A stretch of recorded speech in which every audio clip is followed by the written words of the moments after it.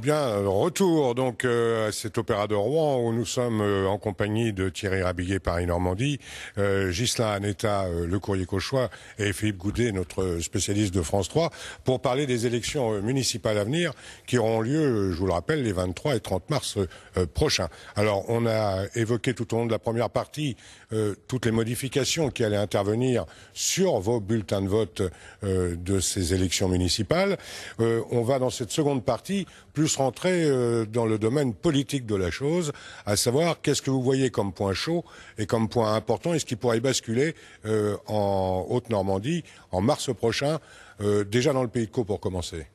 On a parlé, j'en ai parlé un petit peu tout à l'heure, il y a Yvetot évidemment, c'est un point particulier, je sais pas s'il est chaud parce que pour l'instant il pourrait y avoir une prime au sortant, hein, il y a pas... mais on part avec, je le disais tout à l'heure, 5 candidats différents, alors 2 à gauche, 3 à droite ou sans étiquette, parce qu'il y a une liste qui tient à son positionnement sans étiquette, ça fait beaucoup. Hein. Alors est-ce que tout le monde sera là le 23 mars, c'est autre chose. Ça, il y a des tractations, faut pas le cacher, mais il y a aussi des vrais sujets d'opposition qui fait que on pourrait aller jusqu'au bout. Par exemple, à gauche, François Marteau, qui est le candidat à gauche contre le maire PS, lui dit que pour lui, le premier tour sera une primaire.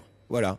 Après, on verra au deuxième tour, on discutera, mais pour lui, le premier tour sera la primaire à gauche, finalement. C'est un des points chauds. Bien, on a des tweets qui arrivent, parce que je vous rappelle que vous pouvez nous interpeller avec le hashtag LVELHN. Dans ces tweets, 2 tweets successifs nous interpellent. L'un, pour la gauche n'est donc plus, d'après ce qu'on a dit tout à l'heure, ne serait plus unie à Rouen. Et le second, c'est y aura-t-il des tractations avant le premier tour à droite? Thierry.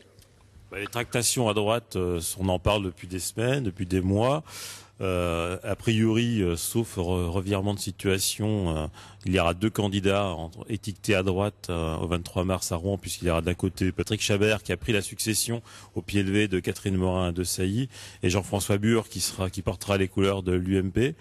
Antoine Rufenac, qui a toujours son mot à dire dans la vie politique locale, notamment à droite, a décidé qu'il faut se compter à Rouen. Donc il veut un petit peu connaître un peu l'état des forces. Donc il y aura forcément 2 candidats à droite le 23 mars. Donc qui de Patrick Chabert, qui de Jean-François Bure arrivera en tête et ce qui permettra au candidat qui arrivera le premier, entre guillemets, d'avoir son mot à dire. Et puis ensuite de guider et de porter la voix au deuxième tour. Donc effectivement, ça sera désuni. Et à gauche, effectivement, Yvon Robert ne désespère pas, selon certaines informations, de rassembler au moins au niveau du Parti communiste, qui a annoncé une liste dissidente, mais a priori tout n'est pas joué à ce niveau-là. Peut-être que le Parti communiste va se rallier à Yvon Robert, mais Yvon Robert ne pourra pas compter ni sur les partis d'extrême droite, ni sur le parti Europe Écologie Les Verts, puisque Jean-Michel Bérégovoy a décidé d'y aller seul, de porter cette candidature.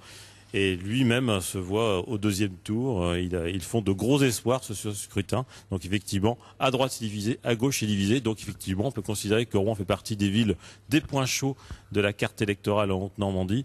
Mais de là à dire que c'est une ville qui est déjà, entre guillemets, perdue pour la gauche, comme peuvent l'écrire certains de nos confrères au niveau national. Vu de Paris, c'est peut-être évident, mais vu localement, la division est aussi sensible à droite qu'à gauche. Philippe ? Oui, effectivement, il y en a qui écrivent un peu vite. Là, je suis complètement d'accord. Qui confondent un petit peu la politique fiction et des vrais sondages. Oui, je suis complètement d'accord avec ce que dit Thierry. C'est vrai que, vu de Paris, des fois, la province, comme on dit parfois de façon péjorative, et on a tort de le dire parce que la province est tout à fait noble, on voit pas tout à fait les choses de la même façon. Alors, moi, j'aurais tendance à dire qu'entre la droite et la gauche, je disais tout à l'heure, c'est un peu à la carte. On va prendre le cas particulier du Front de gauche. Je dis bien du Front de gauche et pas du Parti communiste. Regardez, à Dieppe, le Parti communiste part tout seul au combat. Le Parti de gauche s'allie avec Europe Écologie Les Verts. Essayez de comprendre. C'est quand même le Parti communiste qui est sortant à Dieppe.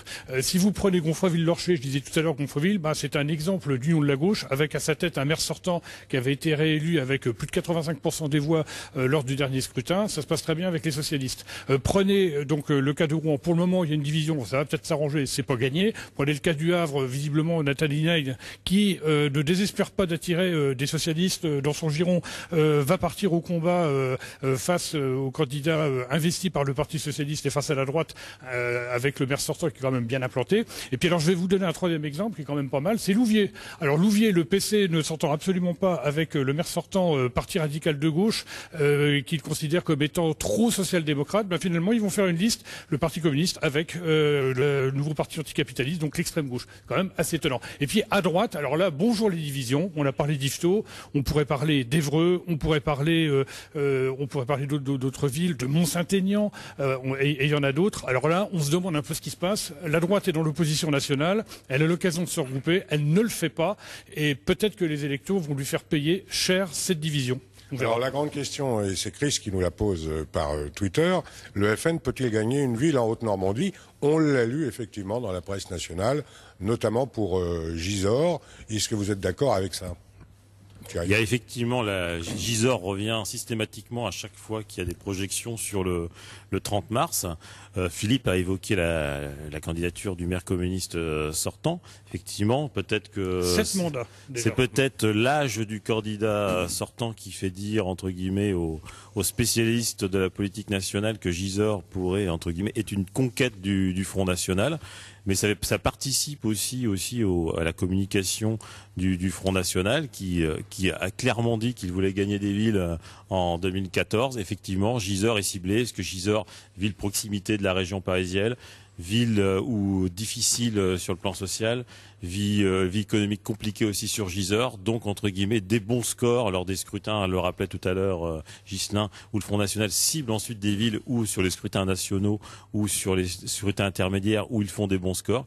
Donc Gisors fait partie effectivement des villes qui sont ciblées. Mais de là à dire que Gisors va tomber dans l'escarcelle du Front National le 30 mars, il y a un pas que je ne franchirai pas. Et il ne faut pas, entre guillemets, sous-estimer le maire actuel. Voilà, il y a une grande différence, je crois, entre le sud de la France et puis le nord comme Hénin-Beaumont, pour prendre cet exemple, où le Front National, jusqu'à ces derniers scrutins, a été soit en passe de passer, y compris dès le premier tour, parce que pour le moment, le Front National n'arrive pas à s'allier avec d'autres formations, ou alors de façon, j'allais dire, à la marge, et notamment du côté de l'UMP, avec des gens qui ne font plus partie de cette formation politique parce qu'ils sont carrément exclus. Dans la région, ça va être franchement très difficile. En revanche, ils vont avoir des élus, ça c'est sûr et certain, dans beaucoup de communes. Ghislain, un mot? Là-dessus, en Pays de Caux, en tout cas, nous, on voit pas arriver, on parle pas il n'y a pas l'équivalent de Gisors, mais effectivement, je pense qu'ils seront présents en nombre de voix et peut-être en nombre d'élus. Alors pas en nombre de gagnants, mais en nombre d'élus, oui, ils seront présents. On peut le penser en tout cas. Voilà ce qu'on peut dire. Alors, il nous reste 5 minutes. J'aimerais qu'on s'attarde sur deux villes dont on parle beaucoup. Une qui est en Seine-Maritime, qui est Dieppe. Alors, votre avis sur Dieppe, est-ce que ça va rester au Parti communiste? Franchement, ça va être difficile pour tout le monde, la droite comme pour la gauche, en particulier le Parti communiste. J'évoquais tout à l'heure le parti de gauche avec Europe Écologie Les Verts. Et puis alors, il y a une telle, allez, employons le mot, il y a une telle haine entre le PS et le PC à Dieppe. On se demande comment constituer une équipe dans la perspective d'un deuxième tour qui s'annonce de toute façon pas facile. Et les gens du PC qu'on rencontre nous disent souvent, allez à Jacques Tess, on va bien voir ce qui va se passer. Et là aussi, on va compter nos troupes et on verra qui sont les traîtres. Okay. Et Dieppe, effectivement, Sébastien Jumel se trouve face à une forte concurrence, puisque le PS a décidé, entre guillemets, d'apporter son soutien, les principaux élus du PS, en tout cas, à M. Brébion, même s'il y a des voix aussi dans les collectivités locales, des conseillers généraux socialistes qui disent il faut soutenir Sébastien Jumel. Donc on voit que la situation est plutôt humaine sur Dieppe, où on est plutôt sur un conflit de personnes, mais entre André Gauthier, Bernard Brébion et Sébastien Jumel, celui entre guillemets qui a le plus fort charisme, celui en plus qui sort de 6 ans de mandat, où il a quand même fait des choses et qui a vraiment un charisme qui dépasse largement la ville de Dieppe, c'est quand même Sébastien Jumel. Donc pour déboulonner Sébastien Jumel, il va falloir mener une campagne très difficile, très dure et très active. Alors, ça concerne beaucoup moins Ghislain. J'aimerais qu'on termine quand même par l'heure. Évreux, on se retrouve encore dans une situation un peu rocambolesque, comme on avait pu le voir aux dernières municipales. On commence par vous, Thierry. On a l'impression de revivre quasiment en 2008, puisqu'en 2008, on avait dit que l'élection de Michel Champrenon, c'était quasiment quasiment une opportunité historique pour Michel Champredon, qui n'avait pas eu le soutien du Parti socialiste, il était dissident à l'époque. Donc là, il se représente toujours sous une étiquette d'hiver gauche aux élections. Et face à lui, la chance qu'il a, entre guillemets, c'est que Bruno Le Maire, qui a plutôt une volonté de briller au niveau national, a décidé de ne pas aller à la conquête de la ville d'Évreux. Donc il a demandé à son ancien supplément Guy Lefranc d'y aller. Et il y a Jean-Pierre Nicolas qui ressort du chapeau, Jean-Pierre Nicolas, déçu en 2008, qui décide de monter, d'y aller aussi, de ne pas, entre guillemets, de se rallier à Guy Lefranc. Donc peut-être qu'encore une fois, Michel Champredon va encore profiter de cette division à droite pour, entre guillemets, renouveler son mandat sur la ville d'Évreux. Voilà, même si les relations ne sont pas toujours très bonnes au sein de la gauche à Évreux. On pourrait prendre l'exemple aussi de Vernon, où Jean-Luc Mirault, qui est l'ancien sénateur-maire UMP gaulliste depuis l'âge de 16 ans, repart au combat face au candidat officiellement investi par l'UMP. Là aussi, ça va pas être facile. Et d'une certaine façon, le maire de gauche, dont on dit qu'il est un peu aussi en difficulté avec certains de ses alliés, doit se dire la même chose que M. Champredon. Pourvu que ça passe, après tout, je vais peut-être pouvoir tirer les marrons du feu grâce à cette division à droite. Même si, encore une fois, à gauche, c'est pas très clair. Bien, on arrive au terme de cette émission qu'on voulait technique. C'était technique avec des impressions quand même politiques pour terminer. J'aimerais, Philippe, qu'on rappelle les modifications qui vont avoir lieu pour ces élections municipales au niveau des bulletins de vote et des listes. Rapidement, une synthèse de 1 minute à tout casser. Voilà, écoutez, le changement principal, c'est pour les communes de plus de 1000 habitants. Jusqu'à présent, c'était à partir de 3500 qu'on ne pouvait pas changer l'ordre, biffer, rayer des noms, etc. Les listes vont être, à partir de 1000 habitants également, des listes mixtes, et donc ça c'est très important. Deuxième changement important, on va directement désigner, et là, comme le disait tout à l'heure Thierry, c'est une avancée démocratique, on va directement désigner les représentants aux communautés de communes, d'agglomérations, etc. sur les bulletins de vote, et là c'est effectivement le deuxième changement très important. Bien, merci messieurs. On arrive au terme de cette émission spéciale élection municipale. Bien entendu, toutes les voies libres à partir de la semaine prochaine pour répondre à un tweet que nous avons eu seront bien sûr consacrés au personnel politique que nous connaissons en Haute-Normandie, avec en particulier un débat avant le premier tour un jeudi soir et un jeudi soir également entre les deux tours. Toute l'info politique continue sur haute-normandie.france3.fr.